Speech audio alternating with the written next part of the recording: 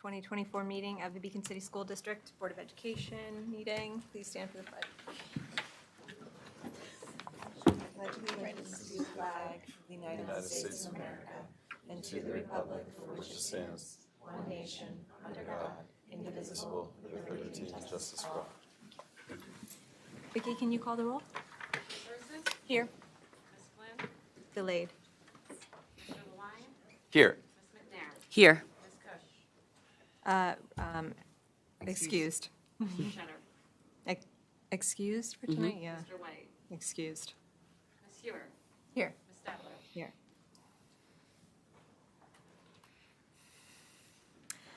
Okay. Matt, can you point out the fire exits? Exits are in the back of the LGI. All right. Does anybody have a public comment that they wanted to make this evening? Seeing none. So we are going to start with tonight's workshop. I think that's probably why a lot of you are here. So we're going to have a presentation on the Seal of Civic Readiness program. And I believe that teacher Erin Hadeland is going to do an explanation of the program, and then we'll have some presentations from students on their projects. So take it away. Dawn's going to start. Yeah, you'll get both of us. All right. Well, hi. My name is Dawn Clemens, Erin Hallen. We're both social studies teachers at BHS.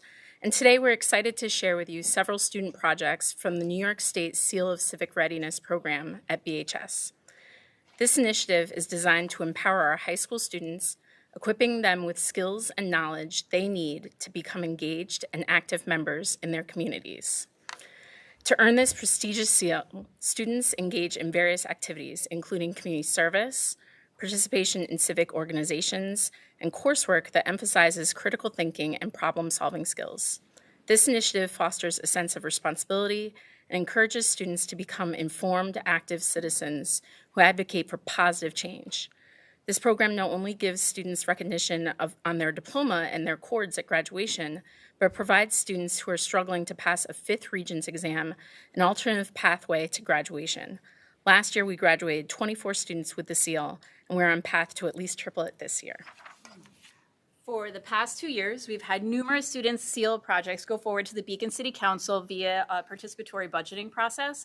Those projects have brought new basketball hoops to Loopers, refillable water stations at several parks in Beacon, and the skate park is slated to be refurbished this fall, hopefully. We are super excited to extend the student presentations to the Board of Education this year, and cannot wait to see the real-life changes that the students initiate with all of their amazing ideas. These students work very hard to find local issues that matter to them and identify solutions to their chosen issues. As you're about to see, their projects range from topics like adding curriculum to the high school to capital project ideas on the roofs of our buildings and on the grounds. As we support our students on this journey, let's also encourage a culture of civic engagement in our schools and communities. Together, we can inspire the next generation of leaders who will shape a brighter future for all of us. All right, guys, are you all ready? Yay. Okay, so first we have Bethany and Brianna Rudolph. All right, ladies, so you just click that. Okay. Hi, my name is Bethany Rudolph. And I'm Brianna Rudolph. Our presentation is about why we think bus stop shelters should be put at some of the Beacon High School bus stops. Every morning, kids have to wait for the bus to pick them up. Some days, there is traffic or an accident that causes the bus to be late. For example, when we were in middle school, there was a really bad car accident that caused the bus to be over an hour late. Weather is also unpredictable. We've had to wait in the rain and snow many times, which can cause sickness because a lot of kids do not wear the proper coats to school. Why we should install bus stop shelters.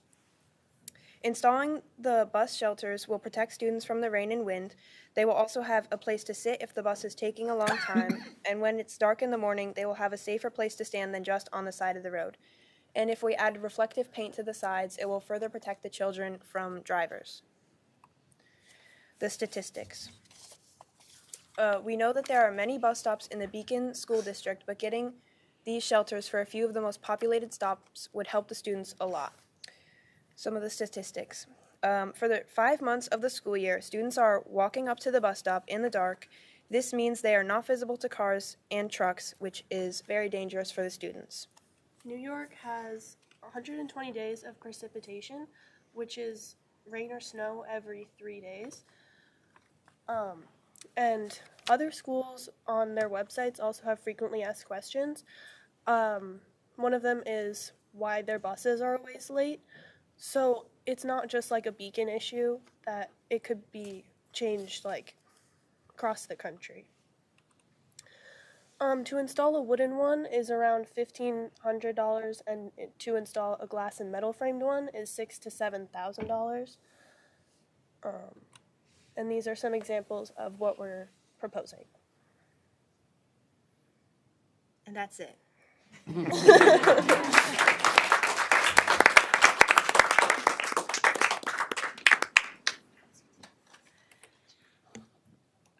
Scooter and Vincent.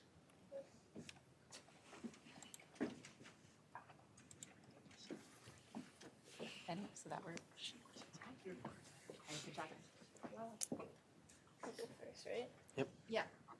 So we propose ideas for sustainable roof options. I'd like to explain some of, I'm mostly worried about like environmental impacts and how we affect that. One of the things that I think of when I see the big roof is albedo, which is this reflecting of light. It contributes to the warming of the planet, which at large scale, having a lot of black or dark things absorbs light and sun radiation, which causes the earth to heat up. And this at large scale, when you see big cities have all this concrete that absorbs heat, it causes a lot of warming and heat island effects in urban areas that causes temperature increases. There is a lot of space on the school. I took that from Google Maps, and I took that measurement of an estimate of how much square footage our roof is, which is very big. And I think it's important to keep in mind the amount of space we take up in this world and the way we use that space. So if we used all this roof space to like put solar panels, opposed to having a big field cleared out that takes down trees and wild habitats, it would make a better area to like produce solar energy by maximizing the space we take up. Solar panels are one of the most renewable energy sources that we have available. And honestly, since how big our roof is, we could be using that for not just our school, but other places with the grid. We could be powering so many other people's houses, maybe other schools if they use solar panels. And the costs of them now are like lower than they've ever been. They're durable, they last long, and even in like harsh conditions, they can just still provide so much energy. One of the most impactful parts of solar panels are how much they stop gas powers and all like the power plants. Most of the natural gases, along with types of power plants, release greenhouse gases into the atmosphere, contributing to global warming and air pollution. Many of these problems don't only affect buildings, they affect forests, they affect many of our natural rainforests. There's like barely any left, and if we don't do anything fast, we might lose all of them. For our current high school, our budget is $81,340,700 for the 2023-2024 school year. On average, a school spends 67 cents per square footage on just energy alone, on lights, you name it. The estimated spendings for Beacon High School is $102,438.58. Per square foot of a two-story school building, there is 50 cubic feet of gases released into the atmosphere. The estimated releasings for the Beacon High School is 7,644,671 feet, only for this building alone, per year. The government has lots of tax credit to help us just, it's just so easy to buy. Like, we have all these tax credits that reduce taxes by 30%, and they have this until December 31st, 2034, and it's only going to decrease. In 2033, it will decrease to 26%, and in 2034, it will decrease to 22%. The estimated cost without tax incentives to put in solar panels is $834,798.02. One of the ways we can install solar panels without paying that much is the K-Solar program. They offer affordable prices without interfering with the school's budget, and they plan for where all the solar panels can easily be placed. Another organization that can help lessen the price of solar panels is Green Match. Another different type of way we can save on solar energy is green roofs. Green roofs are energy efficient, they manage stormwater, they get rid of most waste, they improve the air quality, they increase roof lifespan, and there's many educational opportunities like clubs or multiple science classes can use green roofs to study for their students.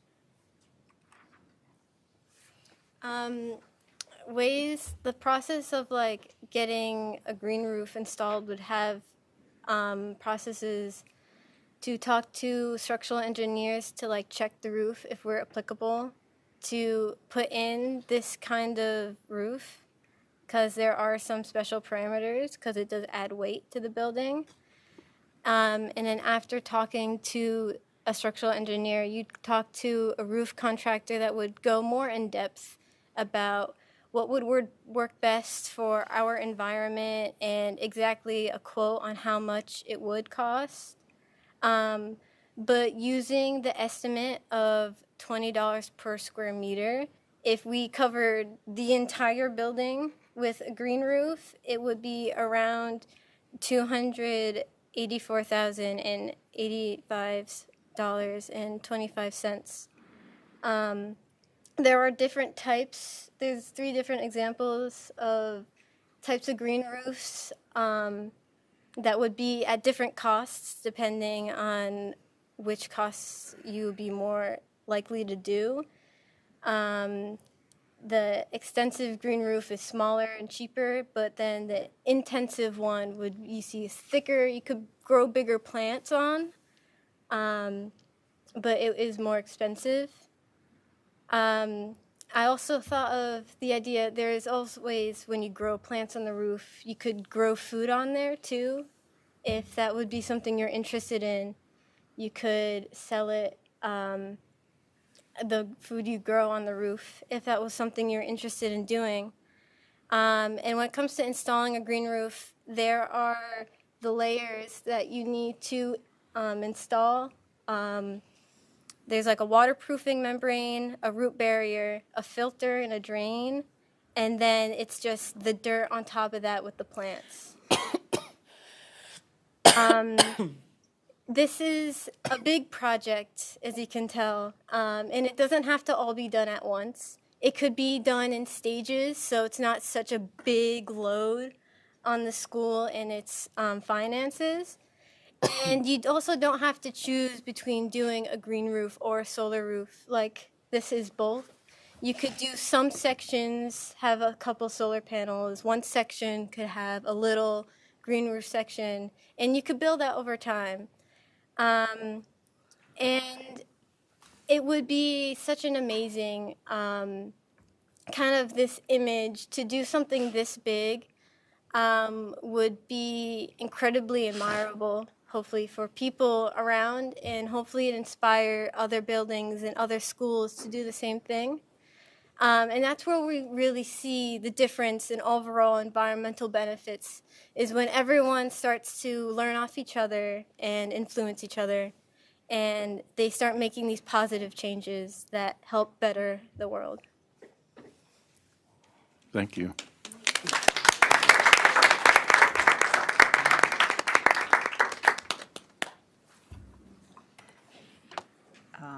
Okay, now we have Ernesto and Elijah.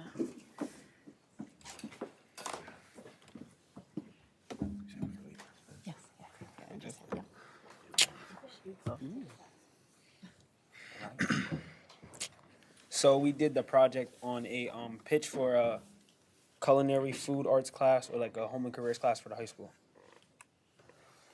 All right, so what is the problem? The local problem the Beacon High School community is currently facing is that there hasn't been any culinary home and careers class options. At the Beacon High School, there has not been an official class dedicated to culinary and food arts and home skills. Another reason this is a problem because cooking should be a basic skill. Also, people should know how to do other household basic things like sewing, taking care of different clothing, and basic household knowledge. Why is this a problem?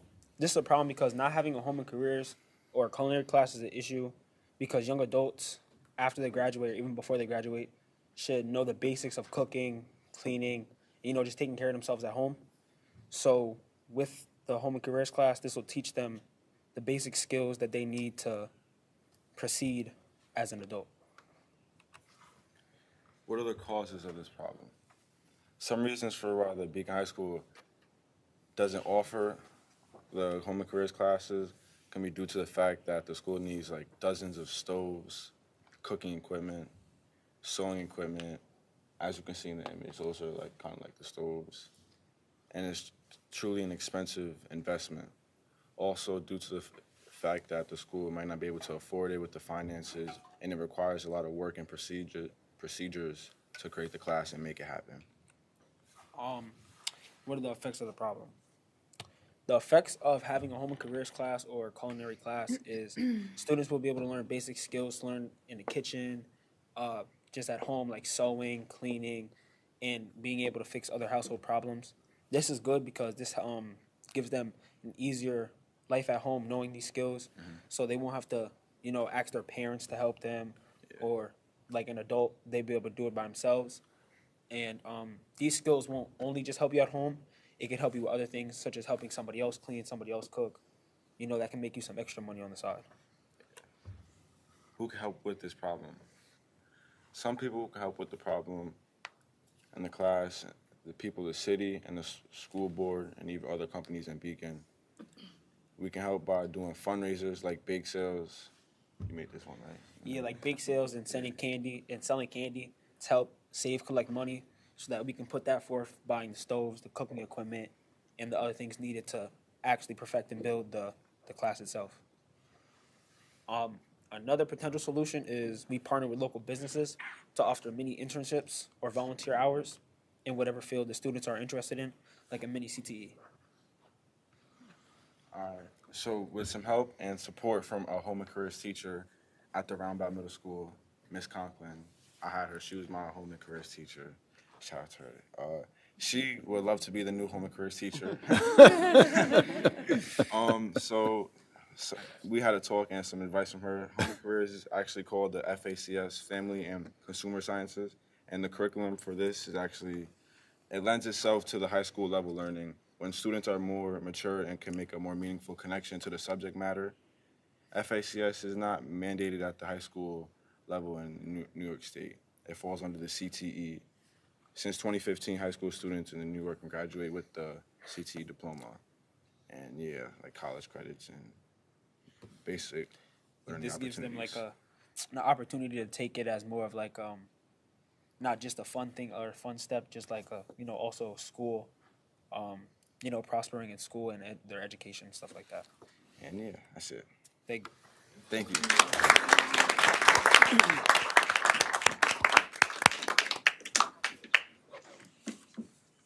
Last one. So we have Christine and Rory, and this is the last one for the night. Thank you, guys.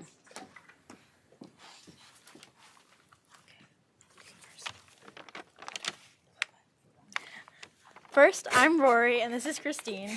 All right, so there is the field by the middle school, and it's utilized for a lot of different sports and activities, like both the golf teams, the lacrosse team, the modified soccer team.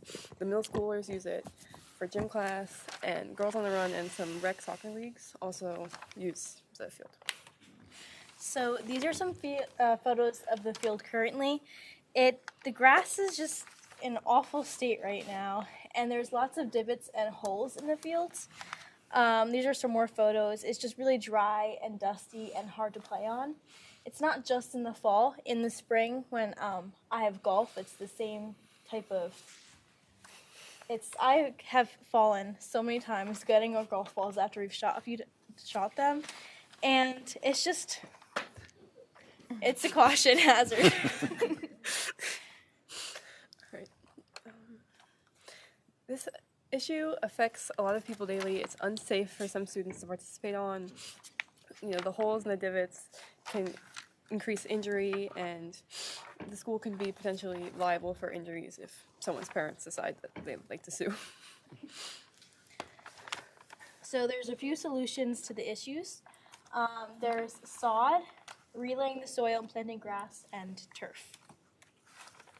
So grass seed is the first kind of solution. It's the least expensive and probably the best solution for this field. The only kind of con would be the seeds do need time to grow undisturbed, and it would be, kind of a little bit difficult to make sure that they're undisturbed by any animals or people by accident. Another option is sod. It's a lot easier to plant than grass because it's just like grass in a roll. You just have to make sure it's everything's even and then just lay it out. It does take 3 weeks, the whole process together, but it is kind of on the more expensive side, along with turf.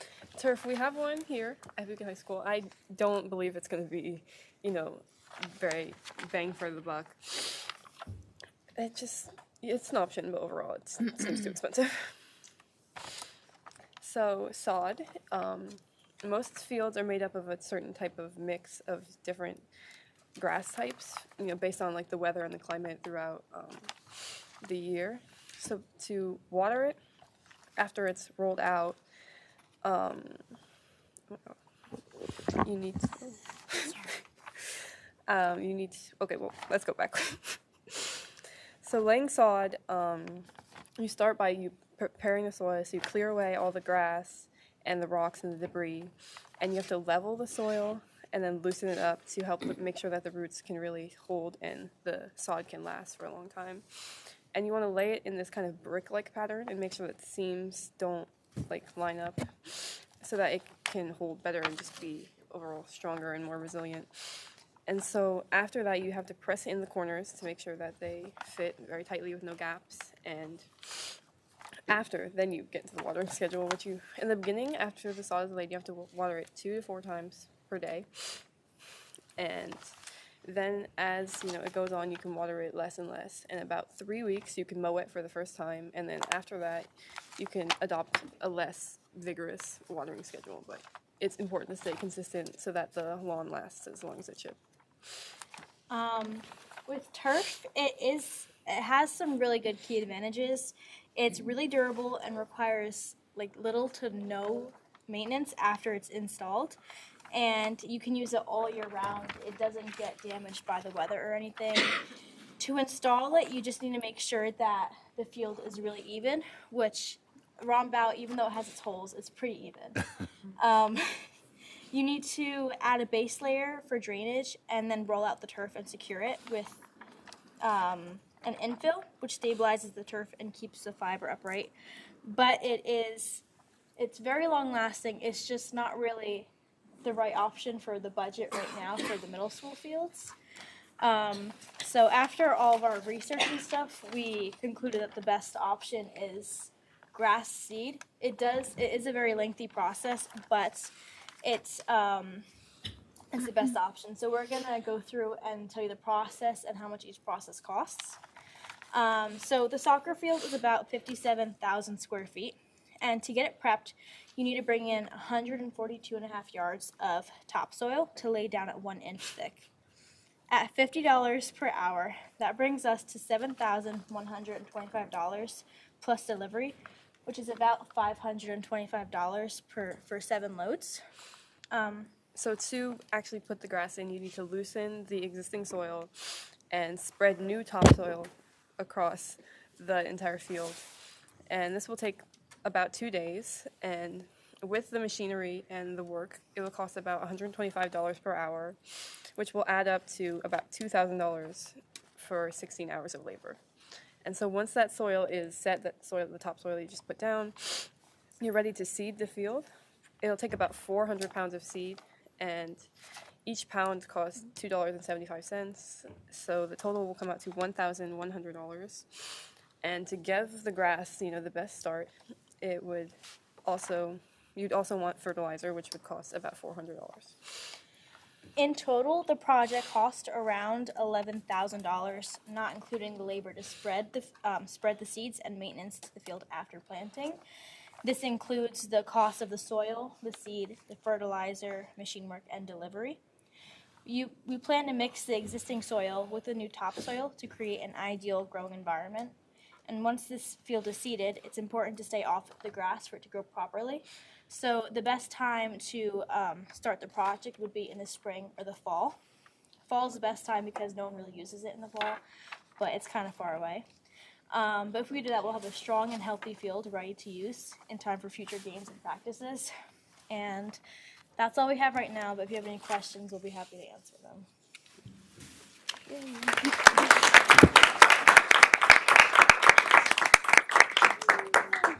Can they all stay just for a minute so the board can comment? Yeah, I mean, well. Or everybody, I mean, all the students, yeah. Did anybody have any specific comments or questions that they wanted to say? No.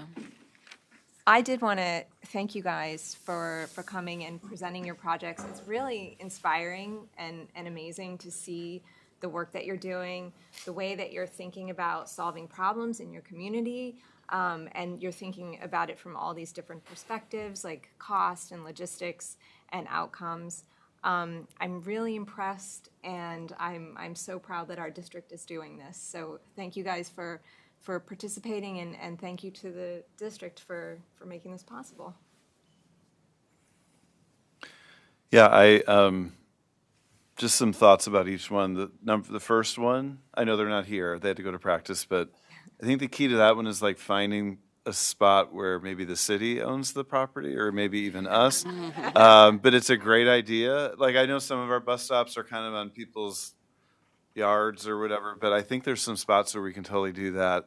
The project with the roofs was just so specific and really well researched. And so we have a group, it has some board members, but it also has like our architect and our engineer and our facilities director. It's called the Facilities Committee.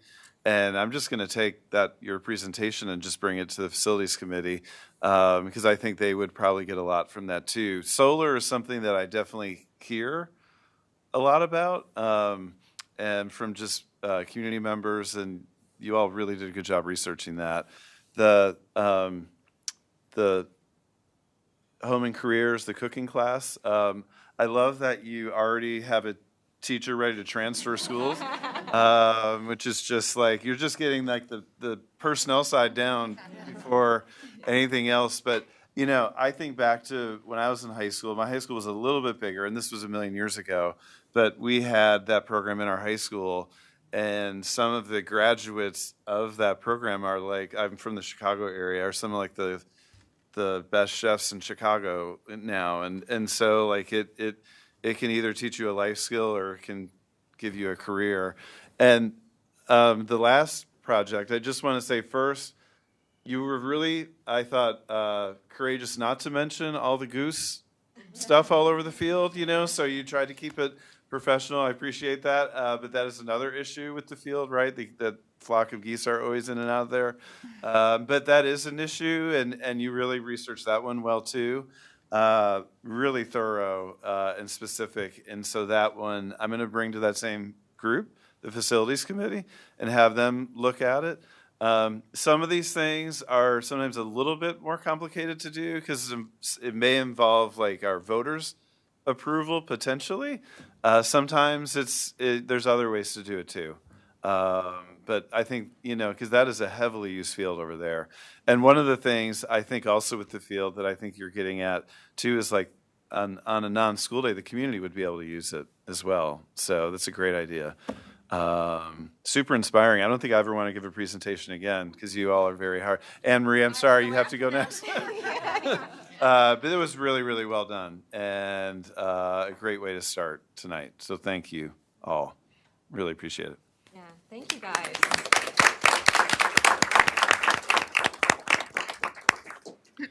And you don't have to stay for the rest of the meeting. You're totally welcome to stay. But, thank you. And if you don't mind, I think we took a picture. We want to put a picture on the district social media too. So you all did a great job. Thank you. Thank you. Okay, so.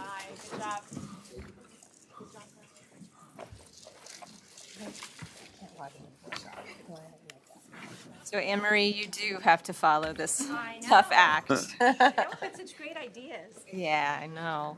Night. Good night. Thank you again. Michael, thank you.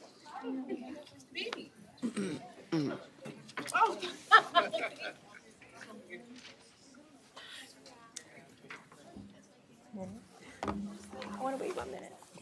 They don't want to hear. I know. Yeah. Makes me feel dizzy. Yeah, it does. Right? Okay. You all doing this? Okay. So we're going to do a little fall update on the budget, just some things, and celebrate some things that we are currently doing and also things we are trying to implement going forward. I do want to say I had a little Canva elf help me with this presentation, so thanks to her. So our beliefs drive our budget. That's our mission and vision statement, which we take into consideration all the time when we're preparing our budgets going forward. Our fiscal goals are how do we continue to offer student experiences while creating a budget in uncertain times. And this year's focus will be how do we maximize revenues in a climate of decreasing interest rates and state aid uncertainty, and how to find more effective ways to provide supports to our families. So a quick look back at last year. So these are just a couple of bullet points that I wanted to mention. The board will be hearing from our auditors, hopefully at the next board meeting, but definitely we're trying to do an audit committee before then, which they will get in more specifics. But our revenues exceeded our expenditures for last year by approximately $100,000.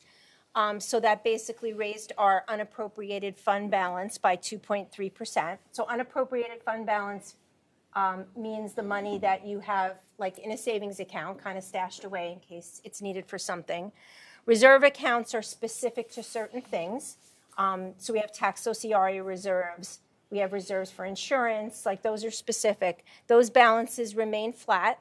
And I just wanted to remind everyone that our federal stimulus funding ended September of 2024. So we utilized all the money available that the feds had given us during COVID over the last 3 or 4 years, but now that funding is gone. Anything that we did use federal funding for, we did transition into the general fund this year so we could continue with the program and the staffing that we had. So what's important for budget development in 25-26? So again, we talk about the uncertainty of state aid, what our tax levy will look like, and what our interest earnings will look like. Interest earnings a few years ago used to be extremely boring because we were at 0% or 1%. They got very interesting over the last 2 years because our interest rate was really high and we were generating a lot more revenue. Now it's starting to go down. So we're trying to maximize, and I'll talk about that a little bit later on what our thoughts are going to be going forward. Doing a staff analysis to determine which positions should be replaced due to retirements. We do that every year. We do have a fair amount of retirements this year, so it will be much more discussion about it going forward, and where we actually need the staffing and where we may not need to replace. BOCES utilization, which we've really been very good at putting things through BOCES, getting BOCES aid back the following year, so we're just trying to maximize that. And are there any ways we can cut costs by not cutting program? So maybe doing things a little bit differently, a little bit more effectively. So these are a couple things that we're proud of that we're doing. We have a full day pre-K program. Our pre-K program is probably more robust than most districts in the area. Right now, our classrooms are serving 114 students. That does include the 7 that are out in our CBOs. The total cost for us to run a full day pre-kindergarten program is about $1.1 million in total. Our state funding for that is only $635,000. So our local funds are paying about $380,000, or 37% of the program with our local funds. That's a big chunk. It's a really important program. We've gotten a lot of good feedback for it. It does give our kids a little bit more at the beginning, but it is, something that has a cost to our local taxpayers to run the program. Does that include the special education pre-K program, or is that its own separate? That is separate. Okay. Yes, because there's a different funding source for the special education. Okay, so not even including that stuff. Okay. But is the number of pre-K students is included in the 114. But the funding is different. But the cost basis, I didn't want to confuse the two since they're two different revenue sources. No, and it's good to know that it's even more expensive with that. Right, okay. EV buses. So we had asked the public to vote again in May for 2 EV buses, which are currently on order. They take about a year. We do have our incentive program through NYSBIP to purchase the 2 vouchers. We're also in the middle of doing a fleet electrification plan, which we apply through state ed. There's a contractor that works with the bus company. So NYSERDA will actually pay for us to have this fleet electrification plan. So it talks about how we can get our bus garage done going down the road. How do we roll out EV buses going forward? So right now, us purchasing 2 EV buses and the chargers, we can utilize those 2 buses. We have enough electrical power to do that. Anything more than 2, we would have to do some upgrades. Central Hudson would have to come in and bring more electricity to the garage, and we would need to do upgrades. But this is kind of a little bit of baby steps to see. We're interested in how the EV bus works. We'd like to get the mechanics trained on it, get the bus drivers acclimated to it, because it is a little bit different. When do you think we'll have the 2 EV buses transporting students? We should be receiving them in the summer of 2025. Which it would be, to me, would be a really perfect time to get them because our staff could learn how to do them. So we would like to be able to do it in the fall. The thought process from the transportation department was to try them on every run, right? Kind of see where we are, because there's a lot of things that go into, how efficient they are, how they have to go on the charger, and those kind of things. So that's kind of the plan. One of the things for, not tonight, but after the turn of the calendar year, we'll have to decide at the board level, since there's such a long lag between voter approval and purchase, are we continuing to put more out for the voters, or, you know what I mean? It's just something we're going to have to figure out as we go. And I'm hoping this fleet electrification program does talk about the bus, the actual physical plant also, so it will kind of give us a little bit better information about what we need to do to actually have more buses there. Right. Okay, sorry. That's okay. Our community eligibility program, which is all students eat breakfast and lunch for free. So we're at 64% of our student population that participate. Karen Pagano's done a really great job, getting this all rolled out. She does have some ideas, even though she's planning on retiring, but she has some ideas of how we can make this a higher percentage. And we're going to try, maybe not in the time she's here, but she's going to leave these ideas with us to try to move forward with our new person. So here are some of new initiatives we've been talking about. So the demographic study, the board has talked about the demographic study. We are partnering with Eastern Suffolk BOCES. We want to see how our community is growing, and knowing what that school community will be in the future can help us plan and budget. So we're just, the information packet came actually this morning. So we're going to give them the information. They reach out to the community and to the local municipalities, and they'll be able to prepare a report for the board so that we can see what our community has looked like. We haven't done one in more than 10 years, so it'll look very different than the report we had last time. When do you think we're going to see that? I'm hoping in the next few months, I can get a better time frame from them.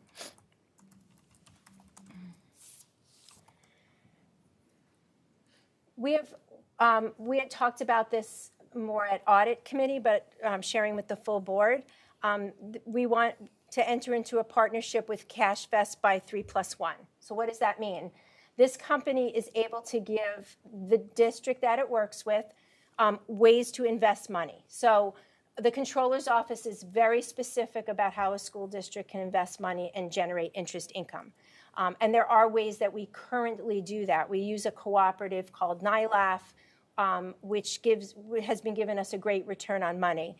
What CashVest by 3+1 can do for us is identify other places that we can invest money. So they go out and they will actually do some rate negotiation with outside companies so that we can generate the most interest income we can. Why is that really important? Because the interest rate is going down. So we want to try to maximize what interest income we currently have, and by doing that and being out in the marketplace, they have the contacts. They don't invest our money. They make recommendations to us. It's all done by our treasurer and, in investing the money. So that was important to me because obviously you don't, it doesn't work like a cash management place where you actually give them the permission and they invest. This is mainly us, but at least they're identifying other avenues that we can utilize. So we're really happy about that. We're just entering into the partnership with them now. They'll need some information, and we want to get going really quickly before the feds lower the interest rate again. And BusRight. So we had a presentation which we were really excited about. BusRight is actually a bus routing software package, and we have a bus routing software package, but we do not have what this does. So this routing software uses Google Maps. It has an app that parents can decide to use, where this software communicates with parents. There's a parent that you can get an app saying you get live updates on where your child is, if the bus is running late. We've heard a lot about. We've had some struggles at the beginning of the year with staffing with bus drivers, with sickness, just things, and buses have been late. And I think the biggest frustration parents have is that they're at the bus stop and they don't know where their child is, and that we're running late. So that was a great aspect of it. It's a more effective routing software package even for our staff. So the one we use is pretty cumbersome. To make changes, it's very hard to do. This is extremely easy to do. It will make things go quicker. So what we're planning on doing is starting it in January as a pilot and running it in parallel with our TransFinder program that we're using now, and then eventually lose the TransFinder. This software also has GPS, which we're paying a company separate for GPS right now, so we don't need to do that anymore. It's all incorporated into here. So we're trying to roll that out in January, get it, try to get all the kinks out really right away, get the parents' notification, and then have a full run for the next school year going forward. It really helps the drivers too, right? The drivers have some sort of tablet. Yes, right, they have with a their tablet. rosters, their route, like it's constantly being updated. Yes. Yes, it has a lot of student information on it. We can put alerts on it if a certain student can't get off at a certain stop or needs to have a certain parent there. They have those kind of alerts. But also if there's an accident or there's traffic, it will automatically reroute the route right on the bus. So it will kind of cut down on the driver having to radio into base to try to have somebody help them. You know, it would be helpful. And since this is replacing a software package plus a GPS contract, is the cost sort of comparable, or? It'll average out to be the same. Okay. It'll be a little bit more this year since we're running parallel for the second half of the year, but we feel more comfortable because we're in the middle of a school year, so we don't want to do something that, you know, will affect the routing program going forward. Makes sense. Okay. Does anybody have any questions? I do. Yes. So, I'm excited. you said that the percentage of students getting lunch and breakfast for free is up by 64%, right? Or it is 64%. It's up about 15% from when it was. That's really good, but have you guys thought about, or have you been thinking about, like, the quality of lunches and breakfast has been going down a lot lately, and I feel like that was because of the fact that everyone gets it for free now. So I just wanted to know if there was any like planning or thoughts about like something that we can do about that, or if it was already happening, or. Well, I can bring your question forward since I don't know all the particulars about it. But I'm imagining you're talking about this school, right? Okay, which we have a lot of kids eating for free, but we may not be offering what you guys want to eat.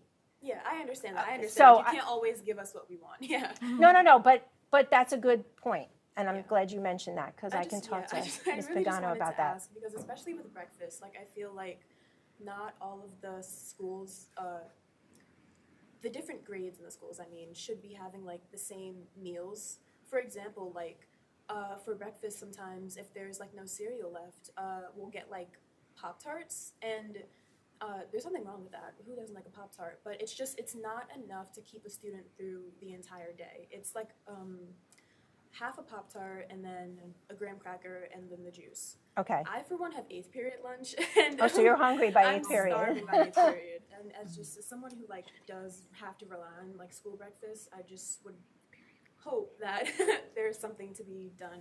Like You need more protein Yeah. in the morning? Yeah. I've heard other parents mention that they just were disappointed that there was so much sugary kind of stuff. Okay. So there's a way of meeting the requirements, but not actually being what you would prefer to have, you know, because everything meets their requirements, but you have to offer things that people want to eat, right? So I will bring your concern forward. Thank you for sharing that. Anybody else? Thank you so much for the presentation. It's good to get a check-in about what's going on and where we're headed. Thank you.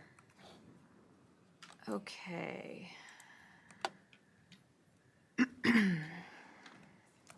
So we are going to hear from our student representatives now.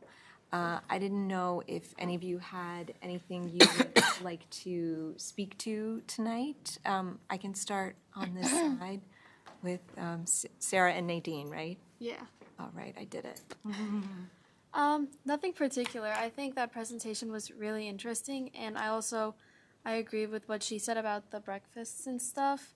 I don't have a lunch period, so I can't say anything about the lunches, but for the breakfasts, a lot of it just doesn't seem sustainable, and they have like bagels and stuff in the morning, but a lot of times they run out so quick, so only a few people get them, and then everyone else is left with like small portions of like cereal or Pop-Tarts and stuff like that.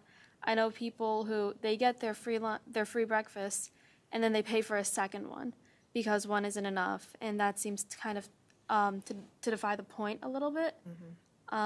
So yeah, I just wanted to add to that. I think it's a good thing to bring up. Kind of to add on to what you were saying, I would just say healthier breakfasts, because a lot of the stuff they give is really sugary, and it's too much sugar to have in the morning. That's all. Thank you. Oh, that was mostly what I wanted to bring up today, especially the lunches and the breakfast. I just really hope that something can be planned or done about that. And that's mostly it. Do you all see breakfast more of an issue than lunch? I mean, I know it's never going to be perfect But is breakfast kind of more the issue? I have heard more of an issue about breakfast. I don't have a lunch period, so I can't really speak for that. Okay. But I have heard people complain about the breakfasts. And I do see people walking around with like 3 bags of breakfast because one just isn't enough. So it does seem like more of an issue than the lunch, I think. Right. And you said you had eighth period I lunch? have 8th period lunch, and I do, they both have their wrongs, I guess, issues. Like, for example, during 8th period lunch, everything is always run out by the time I get there. If you are not in that lunch line the first 5 minutes, you're not going to get what everyone previously had. You're going to get something different. Like, there was this one time that they were serving French toast sticks. And by the time I got into the lunchroom, they were giving us these mini, like, snack Belgian waffles instead of the French toast sticks because they ran out. And that's, one, I mean, not a meal, and 2, just wasn't, again, it wasn't, like, sustainable for a lunch. And Right. I mean, after waiting, like, what, a few hours for a lunch after eating breakfast, it just wasn't enough. Right. Hey, can I ask a question? So you don't have a lunch period? No. Can I ask why? You choose not to. Is it, you can choose not to. You choose not She to have it. schedules. You the schedule class. a lot of classes, yeah. Oh, interesting. Okay. What, like, has it affected you in any way not having a lunch period? No, I don't think so. Because, like, out of school, typically I do eat lunch a little bit later, like 2 or 3. So it's just kind of like my normal schedule, you know? To your day. But yeah. That's interesting. Okay, good to know. Are you? See? Oh. No, Are- no, no. Go Are you ahead. getting breakfast in the morning though? Are you going for breakfast? Yeah. Okay. So then you're having breakfast and it's sustaining you through the day until you Yeah. get okay. You probably have some snacks with you, right? Yeah. I always have pretzels in a little thing in my bag. Okay. This is a really good example of learning every time we have student advisors on the board. It's so interesting. So thank you for letting us pick your brains. Moving back to the agenda, there are no changes to the agenda this week, correct? Okay, great. So can I have a motion for the board to adjourn to executive session to discuss the employment history of a particular individual? The board will return in about 30 minutes. Does that sound right? Or shorter. Or shorter? So moved. Meredith, second by Kristen. Comments or questions? All in favor? Aye. Aye, passes 6-0. We will be back in about 30 minutes or less.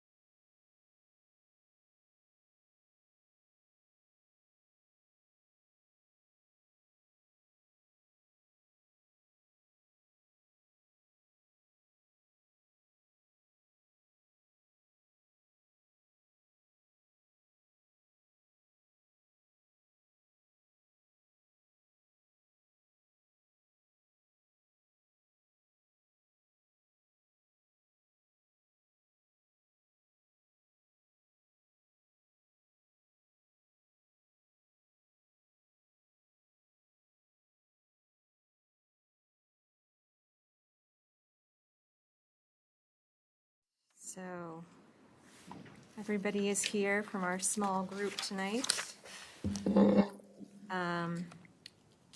So Matt, do you want to do your report? Sure. I'll be super quick tonight. First, I'm sure I'll be the first of many to say the student Seal of Civic Readiness projects tonight were amazing. And I love, one thing I'll just point out from the superintendent level is that started with a handful of kids, then was 24, and now, they were predicting 2 or 3 times that number. So it's a really, really great program, and I think is kind of an example of what's to come over the next few years with rethinking the graduation standards. But, we have our super busy fall is kind of coming to an end in a sense. But we still have a lot of busy athletic events, so keep up with that on the RST app. We have the Beacon Players in a couple of weekends, and you can get tickets at beaconplayers.com. They're doing Man of La Mancha, but it's just everything's in full fall swing right now, and it's a great time to be in the district. But that's all I have.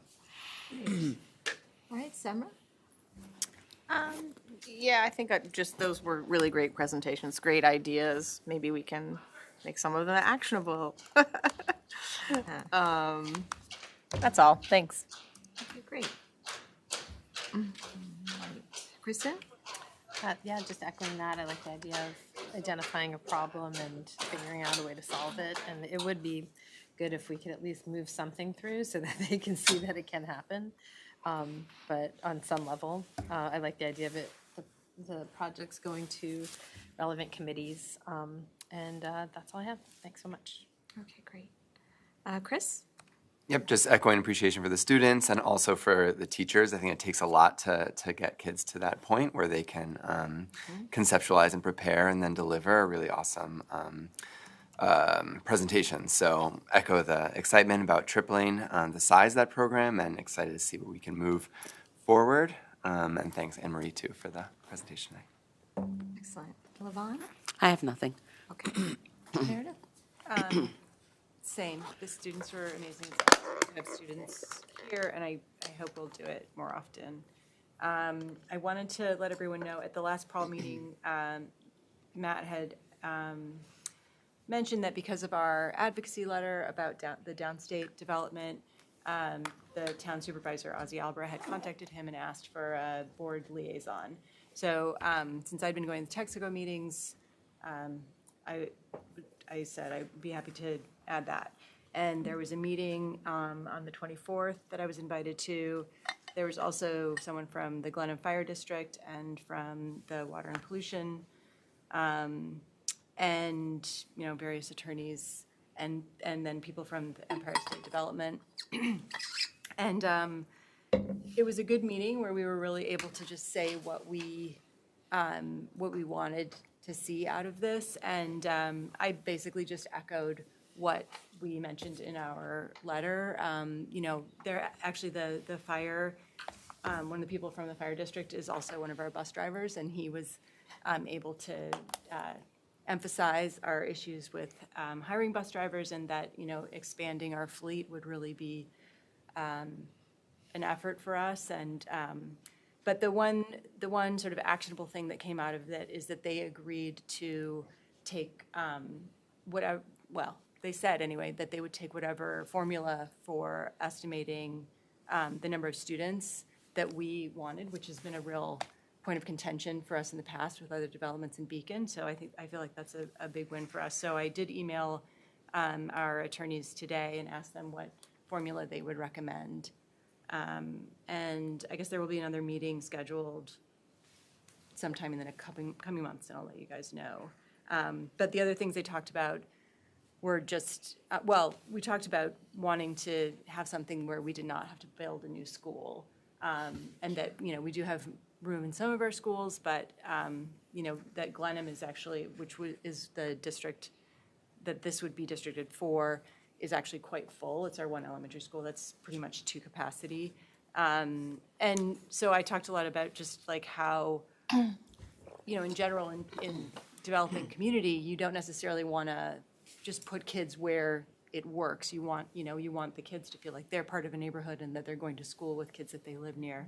And everyone, listened a lot, and I think it was a really good meeting. So I'll keep you posted as that develops. I just want to add to that, thank you. From my standpoint, Ozzy Albra has been just super communicative to me too from the beginning of this whole thing. And so that's been great. And so I just want to thank him for that. Yeah, he ran a great meeting. Nice. Well, thank you for keeping us posted. I want to also say that the students obviously were amazing, and I'm so glad that we have this program. I remember several years ago listening to some presentations from other districts for the Seal of Civic Readiness program, and I was so impressed, and I was like, oh, this would just be so cool in Beacon. And I think it's a great example of just seeing what's possible and the momentum that we have here. And it's great for the students, it's great for the community. So I'm excited to see it. I also want to confirm that we have our first retreat of the school year on how to be an effective board member. It's happening Monday, November 4th, starting at 6. NYSBA will be moderating it, and if you haven't already, please take this pre-retreat survey so they know what they're getting into. I also wanted to say thank you and congratulations to the Foundation for Beacon Schools for its annual gala last week. They had record attendance, but I just wanted to call it out because it was my first time attending, and it's really nice to have an evening where you can see and talk to teachers and staff sort of outside of the district or outside of the school setting, and of course the money goes back into the schools and to serving our students, so that's great as well. And congratulations to the staff who were honored. I also attended the NYSBA annual convention last week. There were some really great panels that I'm hoping some of the stuff I learned we can integrate. One thing was about focusing on student outcomes in your agendas, and I think what we did tonight with the students is a really good example of that, and I definitely want us to build more of that into our agendas. So that's it for me. We can move on to the consent agenda. The use of the consent agenda permits the Board of Education to make more effective use of its time by adopting a single motion to cover those relatively routine matters which are included.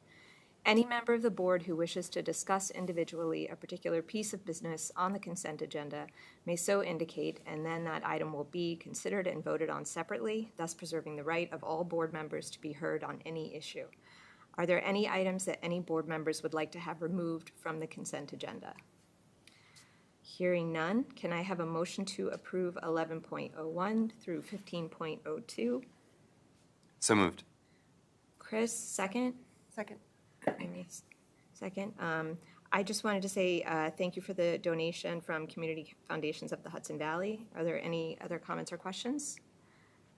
All right, all in favor? Aye. Aye. Opposed? Okay, passes 6-0. Can I get a motion to adjourn the meeting? So moved. Kristen, second. Second. Meredith, all in favor? Aye. Opposed? Passes 6-0. Good night.